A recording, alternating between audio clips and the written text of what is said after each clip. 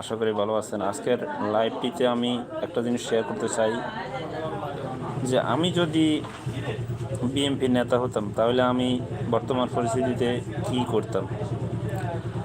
তো আমি যদি বিএনপির নেতা হতাম, আমি ডক্টর মোহাম্মদ ইউনূসকে প্রত্যেক কাজে সহযোগিতা করতাম।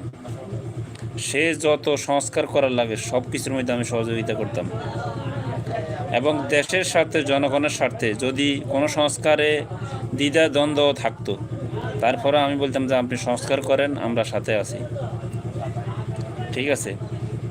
এবং যারা জুলাই আগস্টে গণহত্যার শিকার হয়েছে, নিহত হয়েছে, আহত হয়েছে, সবার আগে আমি তাদের যত রকমের সহযোগিতা লাগে সেটা নিশ্চিত করতাম। তার জন্য আমি সরকারের প্রেশার ক্রিয়েট করতাম এবং সরকারের যত ধরনের সহযোগিতা আছে সব করতাম আমার দল থেকে।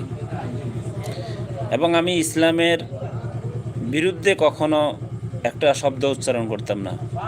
বিগত আওয়ামী লীগ সরকার, ফ্যাসিস্ট সরকার যে শব্দগুলো, ট্রামগুলো ব্যবহার করছে, আমার দল থেকে সম্পূর্ণভাবে এসব ট্রাম ব্যবহার করা নিষিদ্ধ থাকতো। এবং আমি ইসলামিক দলগুলো সহ ছাত্ররা সহকার আমি সবসময় তাদের কথাগুলো শুনতাম এবং তাদেরকে সহযোগিতামূলক তাদের করতাম এবং দেশটাকে এভাবে আমি সুন্দর করতাম। তো আজকের লাইভ এই পর্যন্তই। এই বিষয়ে আবারও লাইভ হবে বিস্তারিত। সবাই ভালো থাকবেন। আল্লাহ হাফিজ।